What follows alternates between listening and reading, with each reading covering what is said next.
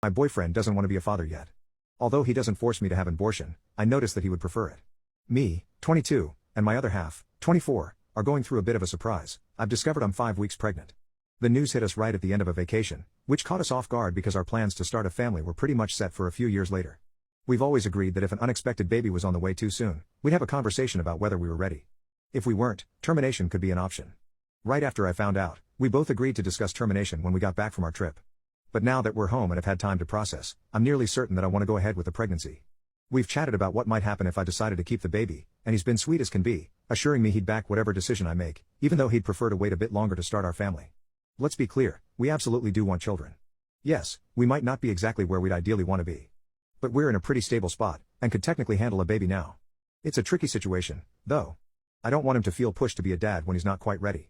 And yet, the thought of not continuing with this pregnancy is hard to imagine. I sometimes have the impression that he wants to insist more forcefully on abortion, but is holding back. Through it all, he's been an absolute star. And not even the minor pregnancy symptoms I've been experiencing have fazed him one bit. I hope he changes his mind because I don't think that's something I could do. It would simply destroy our relationship.